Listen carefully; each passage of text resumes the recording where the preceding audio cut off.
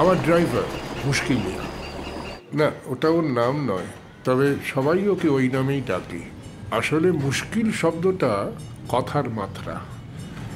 Rash driving করার জন্য নিয়মিত ওকে শ্রীঘরে যেতে হতো একটা সময়, তবে এখন অনেকটা শান্ত। 2-4 দিন এখানে থাকবেন তো? না না, আজকেই ফিরে যাব। আপনি একটু আসতে চালান গাড়িটা, আমার অসুবিধা আছে। রাস্তায় খানাখন্দে ভইরা গেছে, মুশকিল হইলা গিয়া যুদ্ধের পর আর সারাই হয় নাই। গাড়িতে তো বয়স কম নয় মনে হচ্ছে। আর কোন কেন কর্তা, বড় বিবিরে কতবার কইছি গাড়িটারে সারানোর লাগা। বড় বিবি কয় টাকা নাই। বড় বিবি কে? মুশকিল মিয়া, নিশানাথবাবু স্ত্রী? হ্যাঁ, হারি লক্ষ্মীমন্ত মাইয়া, টাকা করির হিসাব নিকাশ সব উনিই রাখেন। বড় বিবি টাকা নেই বলেন কেন? ব্যবসা ভালো চলছে না? ব্যবসা তো ভালোই চলে, কিন্তু মুশকিল হইল গিয়া লাভের কুর সব পিঁপড়ায় খায়া যায়। এই দাঁড়াও তুমি, একটু দাঁড়াও, মুশকিল মিয়া। হারান, ব্রেক ধরতে টাইম লাগে।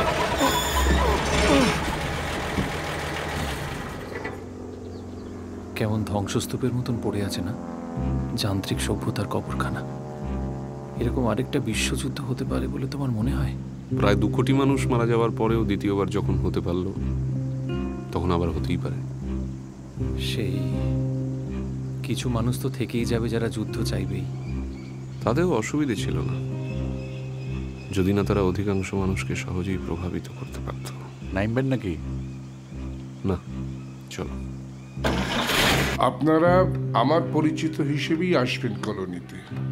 অনেকেই আসতে চায়, আসেও, তবে আসল কারণটা আপাতত প্রকাশ্যে না আসাই ভালো।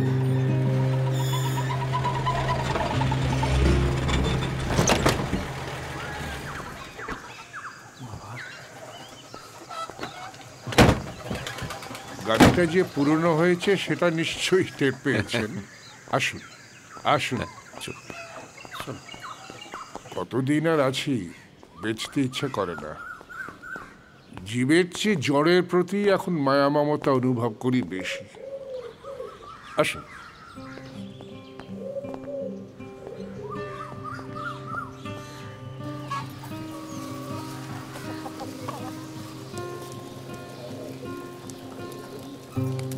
আজ রবিবার তো সবাই ঘরেই আছে, অন্যদিন হলে এতক্ষণে সবাই কাজে লেগে পড়ত।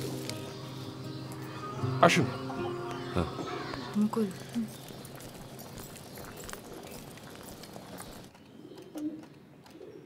আঙুলের ছাপ আমিও খুঁজেছিলাম, পাইনি। আমার উপহারদাতা খুবই সাবধানী লোক। আসবার পথে অনেকগুলো মোটর গাড়ি ভগ্নদশায় পড়ে আছে দেখলাম, এই কাছে। হ্যাঁ, বিশ্বযুদ্ধের স্মৃতিচিহ্ন।